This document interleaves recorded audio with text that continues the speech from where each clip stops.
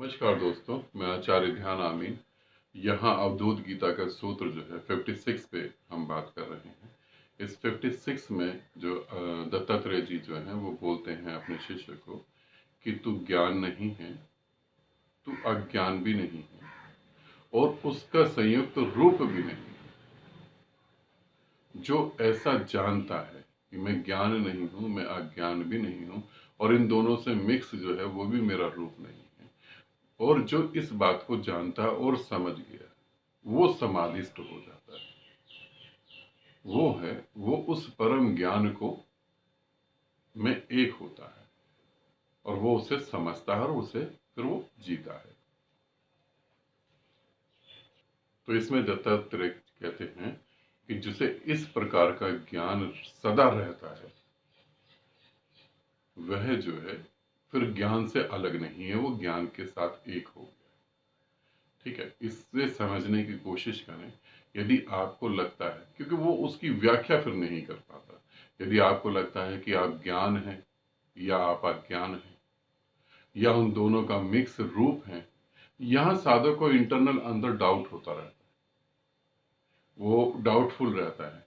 क्योंकि अगर वो डाउटफुल अपने मन के कारण रहता है, उससे अगर कुछ घट भी रहा है तो वो कहता है ये नहीं, वो नहीं, ऐसे नहीं, वैसे नहीं। वो ये सोच ही नहीं रहा होता कि उसे जो है बिना निर्णय के रहना है, उसे कोई डिसीजन नहीं लेना। वो कहता है मुझे ये नहीं चाहिए, मुझे ऐसा नहीं चाहिए, मुझे वैसा नहीं चाहिए, मैं ज्ञानवान भी नहीं बनना चाहता। कई बार शिष्य कहते हैं कि मुझे भविष्य नहीं देखना है, मुझे ये नहीं देखना, मुझे शक्तियां नहीं चाहिए। जब आप नहीं का साथ देते हैं और जब आप हाँ का साथ देते हैं तो दोनों में ही डायरेक्ट और इनडायरेक्टली आपका ईगो खड़ा होता है। जब आप कहते हैं मुझे कोई शक्तियां नहीं चाहिए, तो इसका मतलब क्या होता है? आप ये बताना चाहते हैं कि मैं साधारणता रहना चाहता हूँ, आज साधारण इंसान की तरह मैं, है ना, मैं ऐसा होना भी चाहता हूँ और ऐसा नहीं भी होना चाहता हूँ। तो ये जो सारी बातें होती हैं, ये अगर उससे वो शक करते हैं, अगर वो जो है उसके ऊपर शक करते हैं और उसे ध्यान रखते हैं, तो वो व्यक्ति परम ज्ञान की तरफ जाता है और वो परम ज्ञान को उपलब्ध हो जाता है। तो इसमें दत्तात्रेय जी कह रहे हैं इस तरह जो इस प्रकार जो होश बना होता है वो परम ज्ञान के साथ एक हो जाता है। अब ये है 57 सूत्र में दत्तात्रेय जी कहते हैं कि मैं ज्ञान भी नहीं हूं, मैं अज्ञान भी नहीं हूं, और जो क्या कहते हैं मैं समाधि भी नहीं हूं, मैं देश और काल भी नहीं हूं, मैं ये सब नहीं हूं। ठीक है, और यहां तक वो कहते हैं मैं गुरु का उपदेश भी नहीं हूं। अब मैं गुरु का उपदेश भी नहीं हूं, गुरु का मैं, जब गुरु को कोई शिष्य ना करता है तो दो ही ऑप्शन में ना कर सकता है। फर्स्ट ऑप्शन जो है वो एकदम लो स्टैंडर्ड पे है, गुरु को वो समझ ही नहीं सकता और गुरु उसके अहंकार के मुताबिक कोई काम नहीं करता, तो वो गुरु को ना कर देता है। दूसरा ऑप्शन जो है वो गुरु को इतना समझता है कि वो और गुरु एक हो जाते हैं, तब वो कहता है मैं गुरु का उपदेश भी नहीं, मैं शुरू से, मतलब कि जहां से भी देखूं मैं वही रूप हूं, मैं निराकार हूं, मैं कल्याणकारी हूं, मैं ही हूं सब कुछ। इसीलिए क्योंकि जिसे समाधि का अनुभव भी हो रहा है, जिसे देश काल का अनुभव हो रहा है, जिसे अपने गुरु के उपदेश का अनुभव हो रहा है, जिसे शांति का अनुभव हो रहा है, वो जब तक है तब तक सारी यात्रा फिर वापस आ जाएगी। वो जब तक है तो वो कहते हैं कि मैं ये भी नहीं हूं और मैं वो भी नहीं हूं, मैं शुद्ध रूप हूं। शुद्ध रूप अर्थात मैं एनर्जी हूं, ऊर्जा बस। और मेरे को शब्दों में बताना पड़ रहा है कि मैं ऊर्जा हूं। जब ये आपके साथ घटेगा तब आपको ये नहीं ऐसा होगा कि आप कहेंगे अच्छा मैं तो अब ऊर्जा हो गया हूं। गुरु के शब्द अलग होते हैं और जो आपको अनुभव होंगे वो अलग होंगे। हमेशा याद रखना, मेरे शब्दों के मुताबिक अगर आपको अनुभव होते हैं तो आप मेरी बातों को दोहरा रहे हैं। धर्म ग्रंथ में और गुरु की बातों में रहस्य छुपा हुआ है, मेरी इन बातों में भी बहुत बड़ा रहस्य छुपा है। तुम ये तो कह सकते हो मेरी बातें सुनकर या अवधूत गीता पढ़कर कि मैं ज्ञान भी नहीं हूं, मैं समाधि नहीं हूं, मैं योग्य नहीं हूं, मैं जो है देश काल से भी रहित हूं, मैं बंधन से भी रहित हूं, मैं सब चीजों से रहित हूं, मैं कुछ भी नहीं हूं, मैं शुद्ध चेतना हूं। मगर तुम ये नहीं समझना कि तुम ये कह दोगे और गुरु तुम्हारी बात को मान लेगा। इसीलिए बहुत सारे साधक जो चालाक बनते हैं, जो होशियार समझते हैं, वो धोखे में आ जाते हैं। अभी जैसे एक एग्जांपल दे रहा हूं, अभी हम थर्ड आई का एक ग्रुप कर रहे थे। उसमें थर्ड आई के ग्रुप में जो है किसी ने अपना अनुभव लिखा। उसने बोला कि मेरी थर्ड आई खुल गई है, अब मेरा क्राउन चक्रा खोल दीजिए। अब मेरी थर्ड आई खुल गई है और अब मेरा क्राउन चक्रा खोलिए और बताइए क्राउन चक्रा कैसे खुलता है।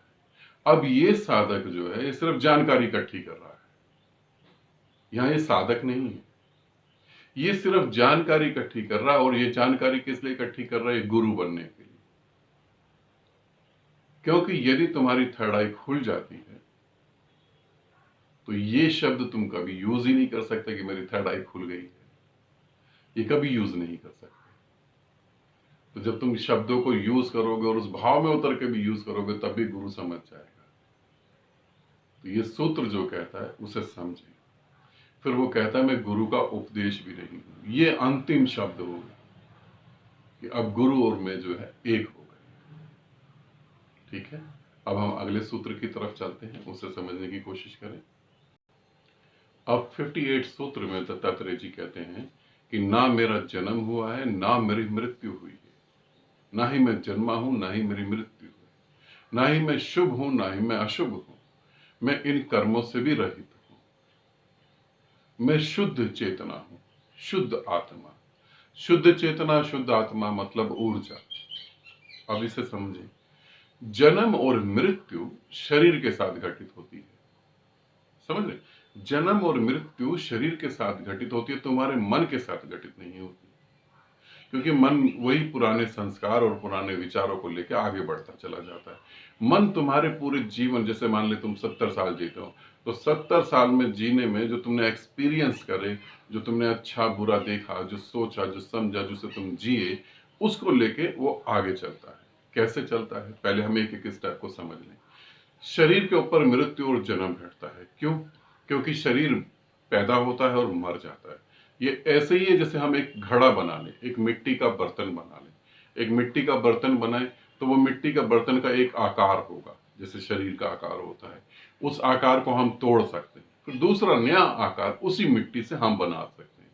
तो ये 5 महाभूत जब जुड़ते हैं तो एक शरीर का निर्माण होता है।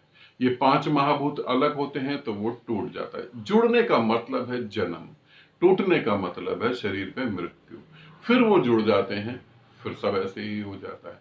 अब आते हैं हम मन के ऊपर, मन को समझने की कोशिश करते हैं।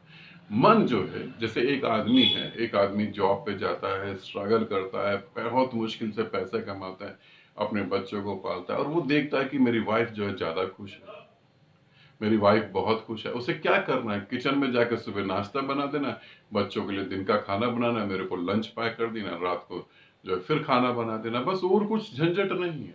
इधर उधर की बातें करना, टीवी सीरियल देखना, मैं जो कमा के लाता हूँ उससे शॉपिंग कर लेना, कुछ ऐसी फालतू की चीजें ले आना। तो उसके मन में ये होता है, कई सारे आदमियों के मन में होता है कि अगले जन्म में हम फीमेल बनेंगे। अब ये बात जो है इतनी बार दोहराता है आदमी, तो ये जो है, ये चीज जो है उसके सूक्ष्म शरीर में, उसके मन में ऐसे बैठ जाती है।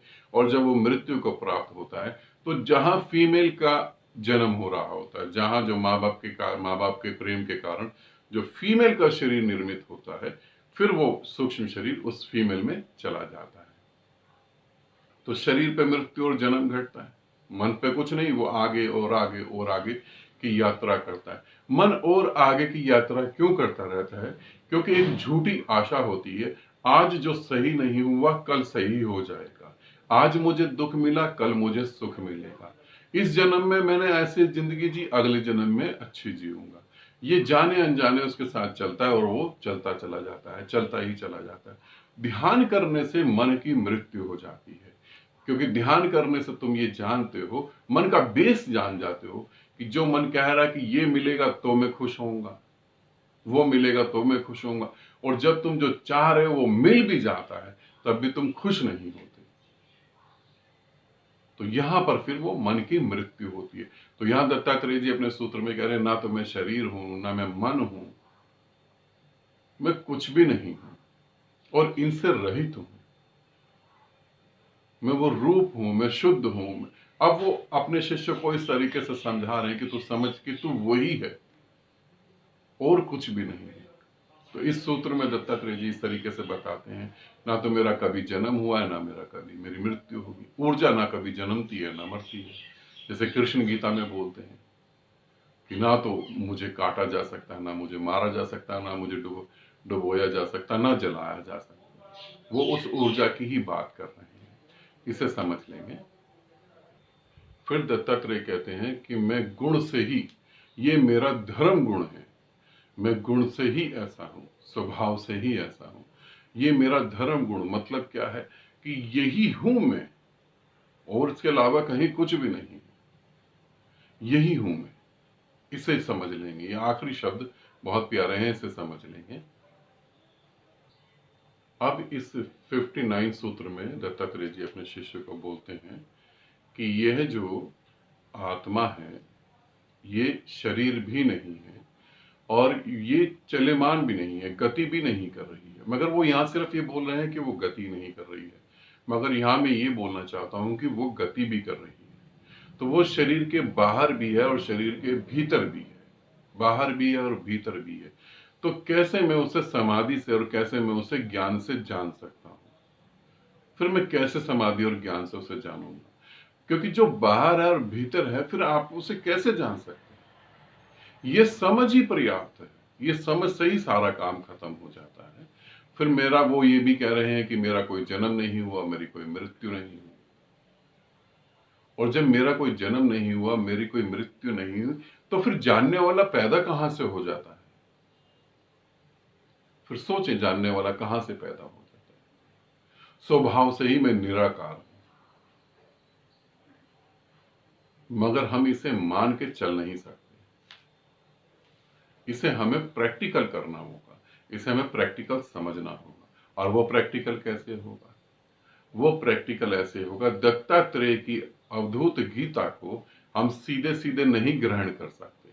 यदि दत्तात्रेय की अवधूत गीता को सीधे सीधे ग्रहण करा जा सकता, सीधे सीधे उसे फॉलो करके उपलब्धि हो सकती थी, अगर अगर मैं जो बोल रहा हूं, इसे समझ लेना, जो मैं बोल रहा हूं वो तुम सुन के ज्ञान को प्राप्त हो सकते हो, तो दत्तात्रेय अपने शिष्य को सीधा पहले ही बोल देते ना।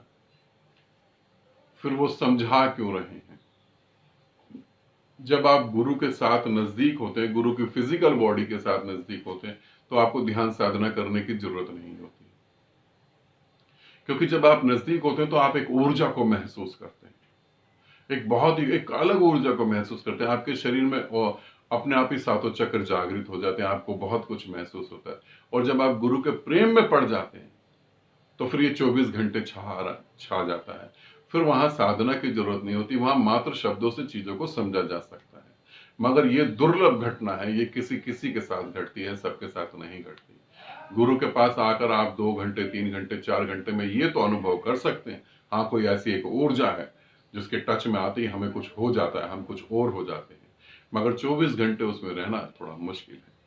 तो दत्तात्रेय ने जो सूत्र कहे हैं उनके, वो सूत्रों को समझें और ध्यान साधना में उतरें। ध्यान साधना किसकी? स्वयं अपनी। अपनी कैसे? जब आप करेंगे तो आप जानेंगे, कोई दूसरा अनुभव नहीं, सिर्फ अपने में ही डूबना है। आनंदित रहें, सदा खुश रहें। बहुत बहुत प्रेम आप सभी को।